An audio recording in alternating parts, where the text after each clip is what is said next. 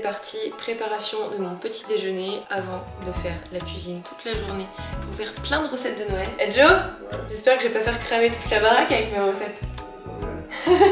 Ce week-end, on a pris les gaufres à la vanille des Merveilleux de Fred, donc ce sera mon petit déjeuner parce qu'il en reste.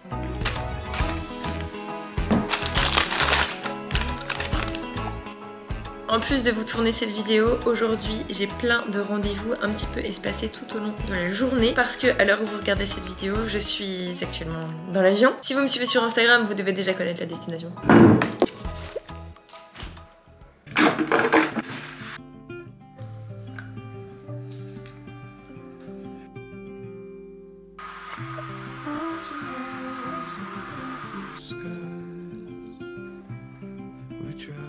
Hello et bienvenue dans une toute nouvelle vidéo YouTube. Je suis surexcitée de vous tourner cette vidéo. Je suis surexcitée de vous tourner cette vidéo pour deux raisons. La première, c'est qu'on va parler de nourriture, de dégustation. Je vais reproduire des recettes TikTok que j'ai enregistrées qui sont hyper simples, qui sont à la portée de tous parce que alors moi je suis vraiment pas une grande cuistot, donc si c'est possible pour moi, c'est faisable pour vous. Et la deuxième raison pour laquelle je suis surexcitée, c'est que alors que je poste cette vidéo, je suis dans l'avion direction New York.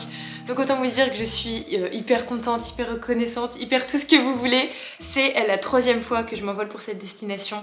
La toute première fois, c'était parce que j'avais eu mon bac et ma maman m'avait fait le cadeau de partir à New York. J'étais pas très forte à l'école. Elle m'avait dit Julie, si t'obtiens ton bac et en plus de ça que t'as une mention, je t'offre le voyage de tes rêves. Et du coup c'était New York, par entre copains, donc j'ai trop hâte. Ce qui est cool, c'est que vu que je m'envole pour la troisième fois, j'ai déjà on va dire fait les choses, on va dire assez classiques, les choses qu'on visite pour la première fois. Là ça va vraiment être que du kiff, retourner dans les endroits que j'ai adoré faire, redécouvrir de nouvelles adresses, en découvrir de nouvelles. J'ai enregistré plein d'adresses food sur Instagram, de guides divers et variés. Donc la seule chose que je peux vous dire, c'est que la prochaine vidéo de vendredi sera à New York pour mon plus grand bonheur. L'idée aujourd'hui, c'est de reproduire 3 recettes que j'ai enregistrées sur TikTok. Donc il y a à la fois des recettes salées et j'ai aussi ajouté des recettes sucrées. Donc dans cette vidéo, je vais te proposer quelque chose à mettre à l'apéro, donc quelque chose de salé. Il y aura une recette, je pense, que tu pourras mettre pour le matin et une autre recette pour le goûter. Au moins c'est varié, il y en a un petit peu pour tous les goûts. Donc écoutez, là c'est parti, let's go pour aller faire les courses. Et comme vous pouvez le voir, je ne suis absolument pas maquillée, j'ai juste mes extensions de cils, mais ça reste, c'est fixe pendant 1 mois et demi, 2 mois,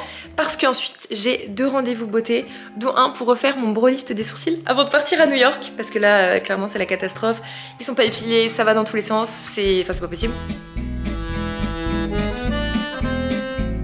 Il vous faudra des carrés frais, il vous faudra du jambon, il vous faudra des petits pics comme ça en bois, il vous faudra aussi des colorants, il vous faudra aussi des Kinder Maxi, il vous faudra aussi des gants, il vous faudra aussi 2 pâtes feuilletées comme ça rectangulaires, très important. Et le dernier ingrédient dont vous aurez besoin, c'est des œufs.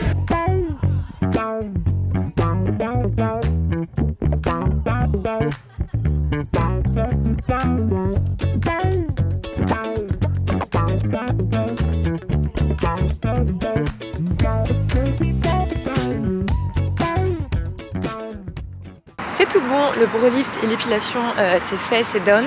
Maintenant je rentre chez moi. Je pensais avoir mon rendez-vous pour les ongles aujourd'hui, au final pas du tout, c'est demain. Je suis une boulette, mais au moins on va pouvoir aller en cuisine, faire toutes nos petites recettes. C'est très sympa et en plus de ça j'ai du taf à faire à côté. C'est tout bon, je suis de retour chez moi, mon rendez-vous c'est fait, c'est une bonne chose de faite. Et j'ai eu le temps de me faire un petit make-up, histoire d'avoir l'air un petit peu plus réveillée quand même. Et je sais pas si vous allez vous rendre compte, mais en ce moment je ne peux plus me maquiller les lèvres, je peux juste mettre du baume hydratant parce que je me suis chopé un truc super chiant sur la lèvre. Et du coup pendant toute la durée du traitement, je suis obligée de mettre la crème que la pharmacienne m'a prescrite. Mais vu que j'étais pas très assidue et que je me maquillais par-dessus, ça ne passait pas. Donc là j'ai décidé que ça me saoulait et que j'allais faire ce qu'elle m'a dit, surtout que c'est quand même pour mon bien. Donc voilà. Sinon sur un sujet qui n'a strictement rien à voir, avant qu'on passe en cuisine, parce que je pense que je vais faire toutes ces recettes vers l'heure du goûter, c'est que j'ai reçu un colis et j'ai cru qu'il allait jamais arriver. Pour vous la faire courte, j'ai commandé 2 pulls sur le site de H&M pendant le Black Friday et en fait à chaque fois qu'on devait me livrer mon colis, la première fois il s'est passé que le transporteur n'avait pas mon colis. Donc j'ai reçu un message me disant vous devez être présent pour récupérer votre colis entre telle heure et telle heure, sauf qu'il est jamais venu. La deuxième fois, et vraiment celle-ci c'est la meilleure, c'est vraiment une anecdote à raconter, c'est que j'étais à Paris, le livreur m'appelle, j'étais dans le train. Je lui dis pas de souci, déposez-le ici, etc. Il me dit pas de souci, donc je reçois une petite notification comme quoi mon colis a bien été livré. Je vais à l'endroit où je lui avais dit de le déposer et je me rends compte qu'il n'y a pas de colis. Donc je me suis dit, soit on m'a volé mon colis, soit je sais pas, mais le colis n'est pas là.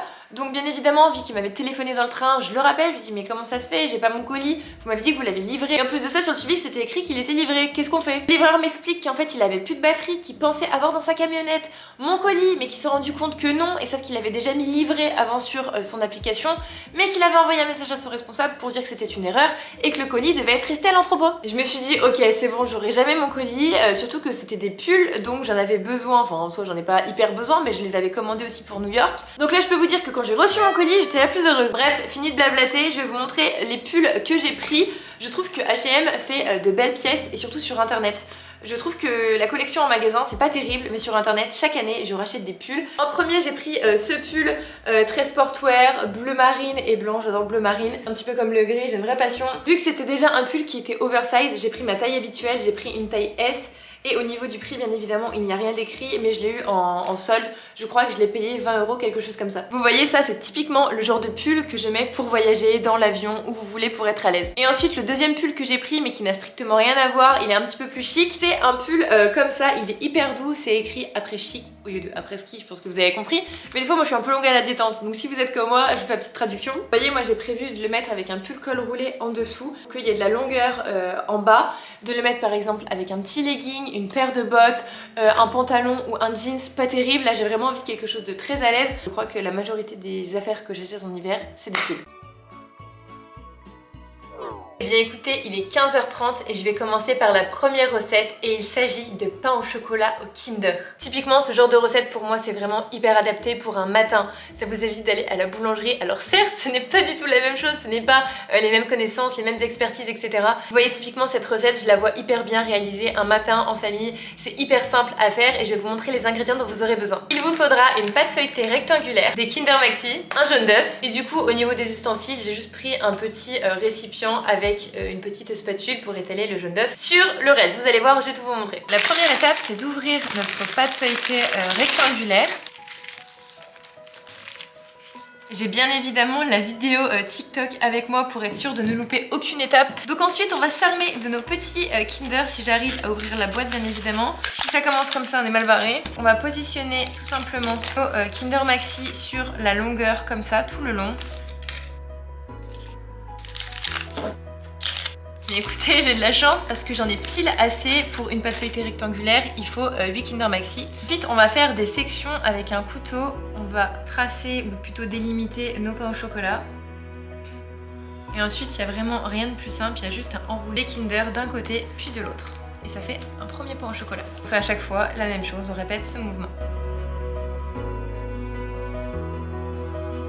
Là, comme vous pouvez le voir, mes 4 pains au chocolat sont formés. J'ai mis le tout dans ma plaque de four pour que ça soit plus pratique et que j'ai pas à le reprendre avec les mains après. Parce que maintenant, on va mettre le jaune d'œuf sur tous les pains au chocolat. Franchement, c'est une recette qui me fait hyper envie. Ça me donne trop faim. Maintenant, il n'y a vraiment rien de plus simple. Il y a juste à étaler. C'est parti, on va enfourner. Eh bien écoutez, je vais allumer mon four. Par rapport à ce que j'ai vu dans les commentaires, les personnes disaient que c'était environ à 170 degrés pendant 12 minutes. Donc je vais regarder au fur et à mesure, au moins je vous dirai une fois que la cuisson sera nickel, si je ne vais pas tout cramer. On passe maintenant à la deuxième recette. C'est apparemment des biscuits de Noël inratables. Avec moi tout est possible, j'ai pris tous les ingrédients dont j'avais besoin. J'ai tout sous les yeux, je vais vous montrer tout ça. Il faudra 3 œufs, 100 g de sucre, de l'arôme à la vanille, 10 ml d'huile, un petit peu de sel, 500 g de farine, un petit peu de levure chimique mais pas le sachet en entier. Et surtout, le plus important, il va me falloir des gants. Mais pourquoi des gants, vous allez vous dire? Je vais vous montrer pourquoi. Parce qu'à l'intérieur de cette recette, on va utiliser des colorants alimentaires. Je n'ai jamais utilisé ça de ma vie. En fait, ce qui me surprend, c'est que c'est tellement beau à la fin que je me dis oula, t'es sûr que tu vas réussir à faire ça? Parce qu'alors le comble, c'est que j'adore manger mais je ne sais pas cuisiner. Enfin, je sais cuisiner mais genre des plats très typiques, une quiche lorraine, des pâtes à la carbo, une petite raclette, enfin pas des trucs très compliqués quoi. Par exemple, de vous à moi, si on me demande de faire une ratatouille, c'est niette. Enfin, je l'achète déjà toute faite. C'est parti, du coup, j'ai mon gobelet doseur à côté, j'ai mes œufs, parce que c'est la première étape. On va casser 3 œufs dans notre récipient. Oh purée, j'ai mis une coquille, mais quel débile. Oh, lui, il est nickel. Ensuite, on va ajouter 100 g de sucre. Je viens de regarder la recette, maintenant on ajoute un petit peu de vanille. Maintenant, on brasse. Tout à l'heure, j'ai dit une bêtise, c'est 100 ml d'huile. On va ajouter un petit peu de sel. Maintenant, on va mettre notre farine. On va en mettre 500 g et on va y mettre au fur et à mesure. Donc j'espère que tout sera nickel. Que vraiment ces biscuits me font envie. Là, j'ai déjà mis la moitié, 250 g. Donc là on termine à la main, il faut bien évidemment se laver les mains en amont. On va former une énorme pâte. Alors personnellement je déteste faire ça avec les doigts, mais sur la vidéo c'est ce qui est indiqué. On va rajouter un tout petit peu de levure. J'en ai mis de partout, littéralement. Je peux vous dire que quand je vais devoir tout ranger, ça va être quelque chose. Ensuite, on va diviser la pâte en deux. Donc je vais la mettre dans 2 bols différents. Maintenant que j'ai formé 2 bols avec de la pâte à l'intérieur, je vais pouvoir me munir de mes colorants. Et dans l'un des bols, je vais du coup ajouter des colorants, mais pas dans les deux, attention. C'est à ce moment précis de la vidéo où j'ai extrêmement peur de devoir me munir de gants pour justement diluer le colorant avec la pâte. Comment vous dire? Je ne suis absolument pas rassurée. C'est la recette que je trouvais la plus complexe en soi parce qu'il y a énormément d'étapes, énormément de choses à ajouter. Pour le coup, je sais même pas si le colorant alimentaire ça a un goût. Là, j'ai réussi à colorer en rose. C'est déjà une bonne chose de fait. Par contre, c'est hyper galère. Alors soit j'ai mal fait ma pâte, soit je suis nulle en fait. Donc là, j'ai pris une plaque de cuisson. Je vais remettre des nouveaux gants parce que les anciens, c'était clairement la catastrophe, j'en avais partout. Et on va former du coup nos cannes à sucre. Là pour le coup ça va vraiment être le moment de vérité. C'est soit mes biscuits ils sont éclatés, soit ils sont trop stylés, mais je pense plutôt la première option, ils sont éclatés. On va voir. Bien écoutez, je galère avec mon biscuit, j'ai vraiment trop le seum. Donc là pour que la pâte soit plus facile du coup à manier, que j'arrive à faire mes biscuits, j'ai mis la pâte au frigo. Donc là on va attaquer la 3e recette. Et on verra après si c'est plus facile avec la pâte, sinon c'est un vrai échec. Parce que je peux pas faire autre chose que des petites boules qui ressemblent à rien. Et du coup c'était vraiment pas l'idée, c'était vraiment d'avoir un mélange de couleurs avec la canne à sucre, etc. Donc là, c'est pas grave, on va refaire une recette que j'ai vue sur TikTok qui me faisait trop envie. Je l'ai vue énormément de fois. Donc je me suis dit que j'allais tester, voir si c'est facile, voir si c'est bon. Je reviens avec tous les ingrédients dont on a besoin. Et là pour le coup c'est hyper facile. Encore une fois il vous faudra une pâte feuilletée rectangulaire, le fromage que vous voulez, moi personnellement j'ai pris du carré frais, du jambon blanc et des petits pics un petit peu vous savez comme ça en bois, ils appellent ça des barbecues sticks, moi j'appelle ça des bâtons en bois pour faire nos sapins de Noël. Donc là pour le moment il n'y a rien de compliqué, j'ai étalé ma pâte feuilletée. Ensuite on va prendre nos carrés frais et on va tout simplement les étaler sur la pâte. Là pour le coup je pense vraiment que cette recette elle est inratable. Le plus important c'est vraiment d'étaler du fromage de partout pour être sûr que ça soit pas trop sec. Là j'en suis à mon 4e carré frais. Ensuite je vais prendre 2 tranches de jambon que je vais positionner comme ça. Et la deuxième. Et ensuite on rabat la pâte feuilletée comme ça. Ensuite on va faire environ 1 cm d'épaisseur. On va former des lignes comme ça. Bon elles sont un peu inégales mais ça c'est pas très grave. Il y aura juste des sapins qui seront plus gros que d'autres. Et ensuite je prends un pic à brochette et je le mets tout simplement dans le sapin.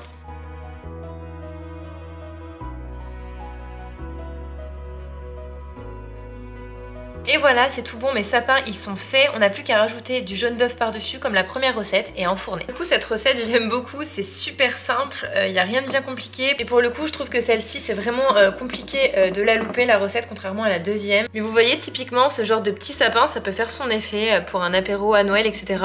C'est super simple à faire, vous pouvez mettre tout ce que vous voulez à l'intérieur. Moi j'ai reproduit la même recette parce que j'adore tout ce qui est fromage plus jambon. Mais vous pouvez très bien mettre autre chose, c'est vous qui décidez. Donc là c'est parti, j'enfourne à 180 degrés pendant environ 18 minutes. Et pareil, je vais regarder au fur et à mesure pour être sûre. Et bien écoutez, on se retrouve pour cette première recette, c'est du coup les pains au chocolat Kinder. Mon dieu, ce que ça me fait envie tout à l'heure, l'odeur qui sortait du four. Mon dieu. Oh mon dieu, j'adore. Alors là, on sent vraiment le goût du Kinder. Incroyable. C'est une recette hyper gourmande, hyper réconfortante. Franchement, j'ai pas les mots, j'aurais jamais cru que c'était bon comme ça. J'avais un petit peu d'a priori avec la pâte feuilletée. Honnêtement, la pâte feuilletée avec le Kinder, ça se marie hyper bien. Le fait d'avoir rajouté un œuf sur le dessus, bah du coup, ça donne le côté un petit peu croustillant. C'est excellent. Mais tout l'intérieur est hyper coulant avec du Kinder. Regardez-moi ça. Je mange et on parle après. Regardez-moi, c'est le Kinder qui sort. Je vais vous donner mon avis là. Pour moi le critère le plus important c'est le goût, est-ce que c'est bon? Et le second c'est la facilité, est-ce que la recette est facile à faire? Généralement sur TikTok on nous vend du rêve, on nous montre tac, on a l'impression que c'est super facile. Parce que clairement moi en période de Noël je suis pas une grande cuistot. Donc si en plus de ça c'est une recette qui prend 3 plombes et en plus de ça je suis même pas sûre de savoir la réaliser, c'est même pas la peine. Là au niveau du goût c'est un 10 sur 10, je n'ai rien à rajouter, c'est excellent. Et surtout ce que je trouve important c'est que je trouve pas ça trop lourd ou indigeste. Je peux vous dire que je suis super sensible de l'estomac et si je sens qu'il y a quelque chose qui est indigeste, je le sens dès la première bouchée, je sais que ça va me faire mal au ventre. Là pour le coup pas du tout. Et du coup pour le deuxième critère, est-ce que c'est facile à réaliser ou pas? C'est un 10 sur 10 encore parce que bah c'est super simple. 5 minutes pour un 10 sur 10, je peux vous dire que ça vaut le coup, vous êtes obligé de refaire cette recette et vous m'en direz des nouvelles. On passe à la deuxième recette et je peux vous dire qu'elle me fait bien de l'œil aussi. Cette fois-ci c'est une partie salée. Tout à l'heure on a goûté du sucré, là on va vraiment s'attaquer à tout ce qui est apéro pour Noël. C'est hyper mignon sur une table, vous en faites plusieurs pour toute votre famille, c'est des choses qui se mangent hyper facilement. Et en plus de ça, comme je vous disais tout à l'heure, vous pouvez en faire au goût que vous voulez. C'est très bon. J'aurais pu rajouter un tout petit peu plus de fromage pour que ça soit encore plus fromagé quoi. Franchement c'est bon. Je me surprends moi-même à faire des recettes comme ça. Je trouve pas ça trop grillé parce que moi je suis super chaude avec ça. Regardez-moi ça. En soi il n'y a rien de bien compliqué, c'est juste du jambon et du fromage qui fait vraiment la différence. C'est le fait que ça soit en sapin et le fait qu'on y mette sur une petite brochette. On se dit ah ouais on dirait que ça prend du temps mais en soi pas du tout. Du coup, si je devrais donner mon avis, au niveau du goût, c'est très bon, mais en soi c'est quelque chose de très simple. Je mettrais un 7,5 sur 10 parce que je trouve ça très bon. Après, c'est vrai qu'on peut faire des saveurs un peu plus poussées, si je puis dire. Et ensuite, pour la facilité de la recette, je mettrais un 9 sur 10 parce qu'en soi c'était pas compliqué du tout. Le seul truc où je suis un peu maladroite, mais ça c'est vraiment propre à moi, c'est que j'ai pas fait des 1 cm à chaque fois. Il y en a qui étaient un peu plus grands, un peu plus petits. Mais bon, faut pas m'en vouloir, c'est comme ça a toujours été, j'arrive pas, je me rends jamais compte au niveau de la grandeur, je fais jamais les mêmes dimensions. J'étais très nulle en géométrie, ça n'a pas changé. Et les rapports avec la géométrie, vous allez me dire, c'est tout simplement que j'arrive pas à me rendre compte à vue d'œil si les dimensions sont pareilles, sont proportionnelles. D'ailleurs, pendant que je mange mes petits sapins, je suis curieuse de savoir par rapport à Noël, si vous ouvrez vos cadeaux le 24 au soir ou le 25 au matin. Ça c'est un grand débat. Écoutez, je vais clore tous les débats. Moi, le 24 au soir, je le fais chez ma maman, il y a la famille de mon copain, enfin bref, il y a toute notre famille qui est rassemblée, donc c'est trop cool. Et habituellement, je faisais le 25 avec mon papa, mais si vous suivez mes vidéos depuis pas mal de temps, vous devez savoir que j'ai perdu mon papa il y a quelques années et du coup je ne fête plus du coup, le 25 décembre avec mon père. C'est vrai que quand je parle de mon papa, à chaque fois sur YouTube j'ai vachement de mal à trouver les bons mots. Je m'embrouille un petit peu, je répète 20 fois la même phrase et au final je cut et je mets pas parce que de une je suis hyper pudique, j'ai l'impression de pas trouver les bons mots et voilà, vous voyez je m'embrouille déjà. Et aussi parce que je sais qu'il y a des personnes qui sont dans le même cas que moi et qui vont peut-être regarder cette vidéo et qui vont du coup se rappeler cette période de leur vie qui est je pense la pire pour eux.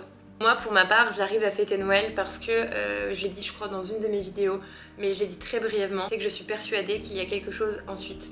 C'est-à-dire que ça m'a aidée dans ma phase de deuil si je puis dire et je suis tellement persuadée de l'au-delà, de ce qu'il y a après que du coup j'appréhende les choses complètement différemment. Ça n'enlève en rien tout ce que j'ai vécu mais c'est vrai que ça m'a beaucoup aidée. Après il y a des personnes qui vont dire t'es complètement folle, il y a des personnes qui vont se dire oui c'est vrai t'as raison, il y a des personnes qui n'ont juste pas d'avis. Je trouvais ça important de vous parler à cœur ouvert parce que je sais qu'il y a plein de personnes qui sont dans la même situation que moi. On m'a souvent envoyé des DM me demandant comment j'avais fait pour surmonter un deuil. Je pense que c'est d'avis et propre à chaque personne. Personne ne gère de la même façon. Oh bon.